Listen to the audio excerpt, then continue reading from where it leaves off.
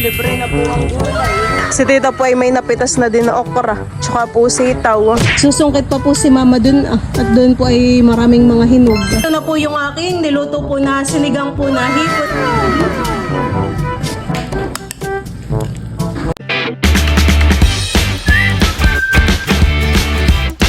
What's up mga kamilot? Welcome back sa aking channel. Super Days Vlog po ay ako po ngayon ay magluluto po ng sinigang po na hipon. Diyan po mga kamilot at bali ako po ngayon ay mangunguha po ng kangkong. Dito po kala Kuya Tilat at Ate Isil. Bali sila po ngayon ay nasa Nakar. Ako po ay nagpaalam po kay Tita Huya. Tayo po ay mananalbos na dito. Pansahog po natin dun sa hipon. Ang kukunin po natin na yung mga dulo-dulo. Ayan po. Napapaksing. Hindi dito, sinigang. Sinigang. Ba't tisito ay ari din.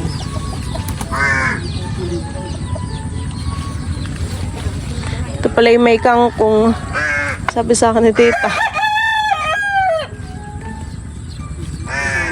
Parang ibang kulay tita ng iyong ano sitaw. Sa ating ising. Makanim, hindi gusto kami. Magandahan yung kulay.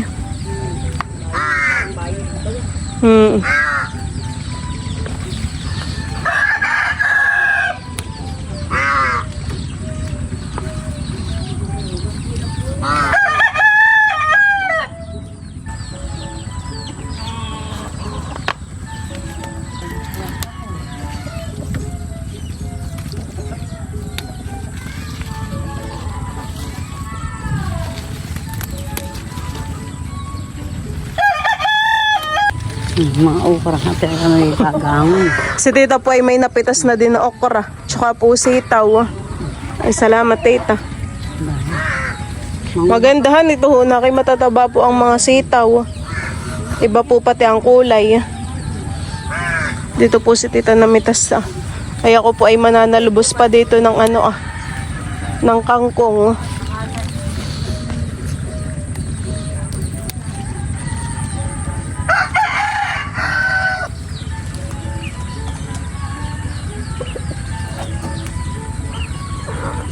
Libre na po ang gulay. Tayo po ay nakahingi na po dito ka ng Ate Isil.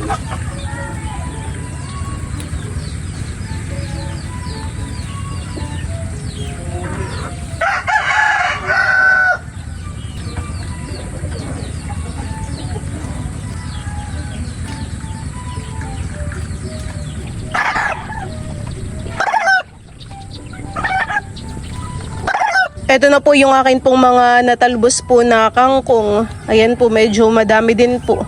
Tapos ito naman po yung mga napitas po ni Tita Huya na okra at sitaw. Ayan po, ito po idadaling ko na sa amin. Tamang-tamang panlagay ko po sa hipon. Si Tia Siling po dito ay meron pong mga mangga. Ayan po ay galing po din sa kanilang harap ng bahay. Ako po ay bibili ng isang balot. 20 po Tia Silinghan eh. Ito po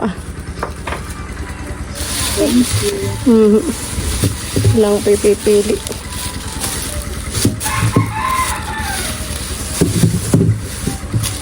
Wala. Meron pa pong tawad na 3. Ako naman po ngayon ay kukuha po ng anong santol. Dito po kala Tia Siling. Ako po ay pinahingi na laang. At ayan po si Teo, binabike po ni Mama. Oh, ayan po ay akin ng naliguan. Nakay maganda nga po ang mood. Si Mama na lang daw po pala ang susungkit po ng santol. Kahit ilang paraso lang po mamahan Pangasim lang. Bayan po may mga mabababa. Talaga ngayon po ay tagsantol na. Nakihilaw naman po yan. Manibalang. Yun po, din po sa kabila.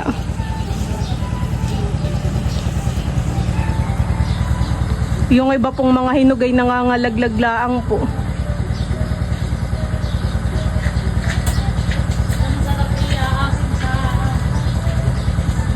Oo. Yan po yung masarap ay iaasim ay sa isda din.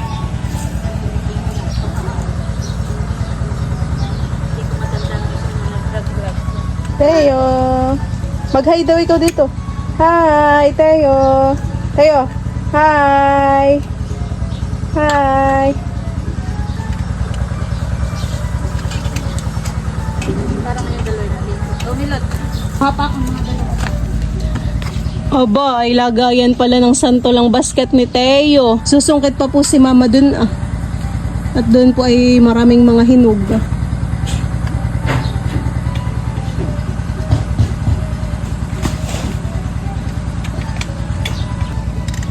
Wow! Tuwan-tuwa na yan si Teo. Tayo na.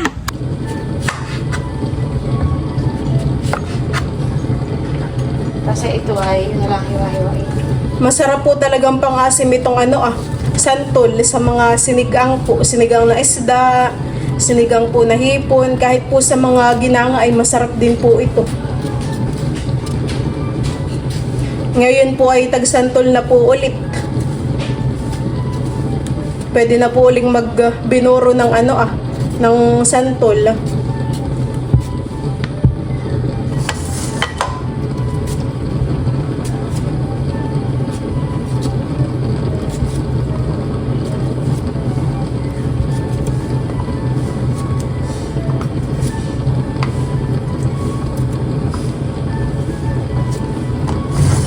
Ayan po at bali, akin na po hihiwain po itong mga sitaw. Maganda po ang kulay niya. Ilat mo na itong okra, Milot. Ako po dito ay nagpapakulo na po ng tubig. Atin na pong ilalagay po itong mga sitaw. Lalagyan ko na rin po ito ng luya. At saka po ng mga kamatis. Lalagay na rin po natin ito pong ating okra. Pati po itong ating mga santol ay akin na pong isasama para po lumabas na po yung asim po niya.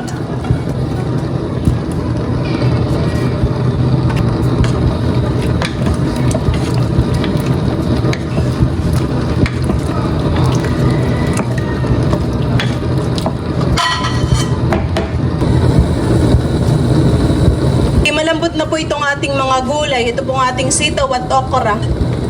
Nagiba na po ang kulay, gawa po ng santol. Akin na rin pong ilalagay po itong ating mga hipon. Ito po ay banami. Atin na pong isasama dito. Hindi ko na po ito natanggalan po ng sungot.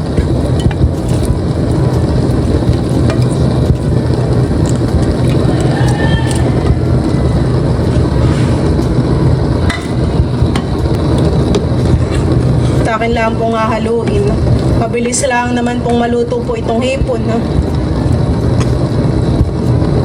Nagkulay red na po kaagad. Isasama ko na din po itong ating mga kangkong. Akin na po ditong ilalagay.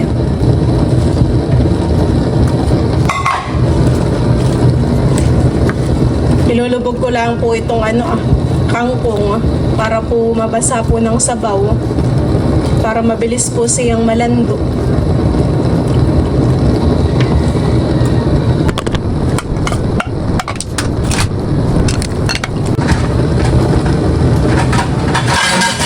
At luto na po ang ating sinigang po na hipon. Wow! Yan na po. Asim po ng sabaw na ito. Gawa po ng santol. Ako po ay maghahayin na.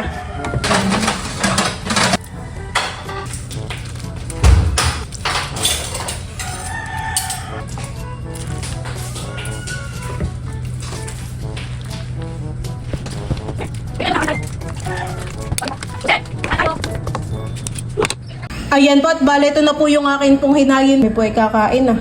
Si Teo po ay napagpalamig ko na po dito ng kanin.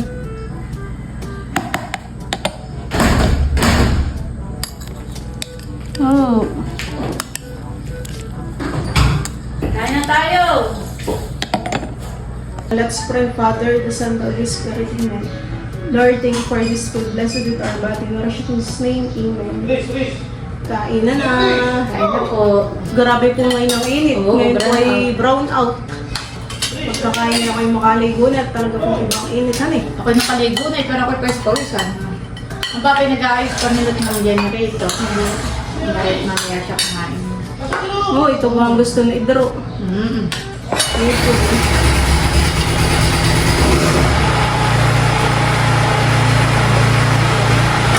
Okay, gusto ko itong santo.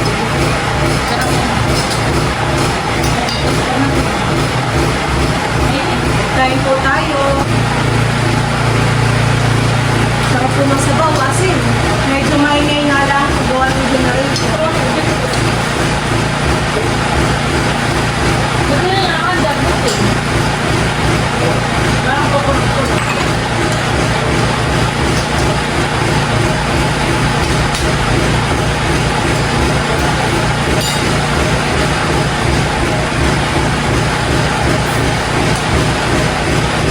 Lagay mo dito yung ano.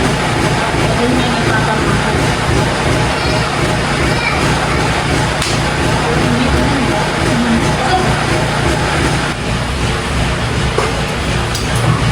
Sarap kami.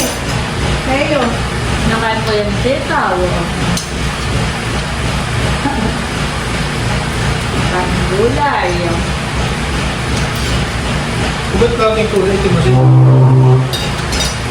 Galing po ka lang isa. Ganito talaga ang gulay niya.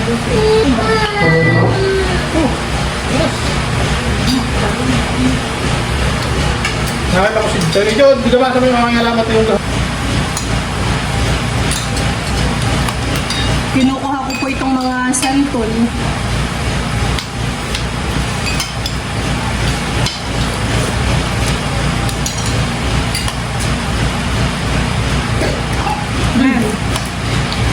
Ano sa medyo?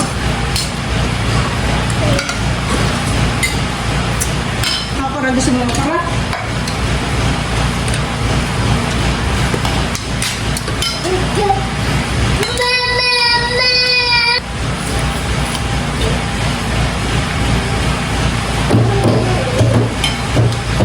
No!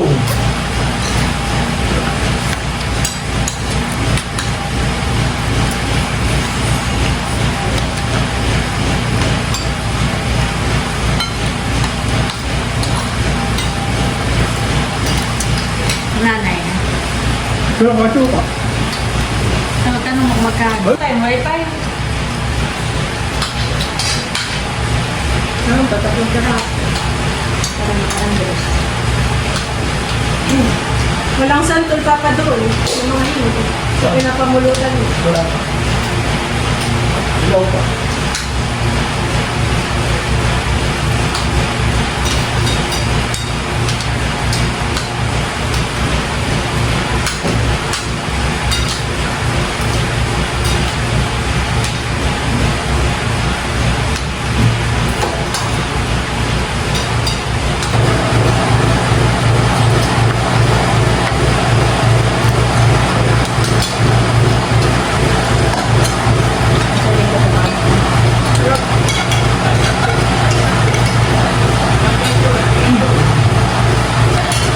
Kain! Kain kayo to. Sumili kayo luto ng ano. Binigang. Oh. Abay, pag sinarado naman hindi masyado. Kain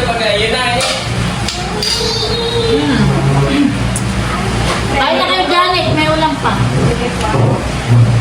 Sinigang na hipon. Bobby. Bukas yan.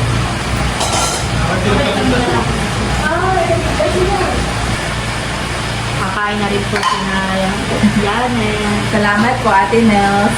Papakainin ko muna si Bobby. Sabi lang dala. Sakit. Halika dito, Teo! Halika dito. Ay, salamat po sa pagkain. God bless po. Halika na tayo. Layan ko si Bobby, okay? Layan ko si Bobby, okay? Halika dito, Teo.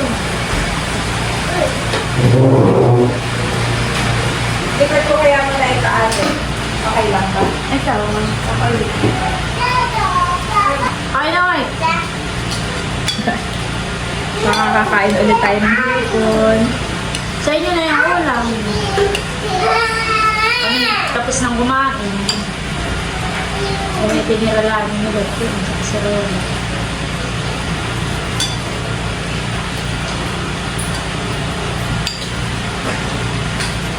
Punta baga dito si Becca.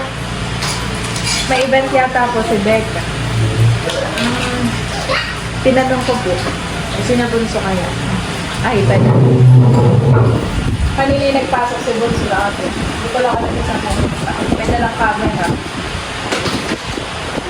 Pag kaya milot wala tayong ano. May person. Well, baka Aba, kumakain na po si Bobby. Kumakain na po yan, Bobby. Kasi Say thank you. say thank you po Ate Melot.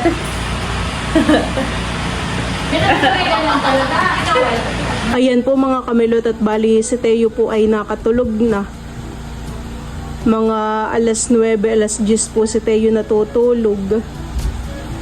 Yan po ay maigi ang pakiramdam at niliguan ko po. Kaya po pala si Teo ay nilagnat ay nagkaroon po siya ng tepras. Yung parang siya po ay nagka-rashes. Buti po at nagsilabasan na. Kaya po naliguan ko na po ngayon. Maya-maya pa po ang gising ni Teo. Tanghali na po. Tapos ay kapag po hapon ay pinapatulog ko din po ito. Umaga at hapon po ang tulog ni Teo. Kaya naman po mabilis lalaki. At ipapakita ko po muna sa inyo yung view po dito sa labas.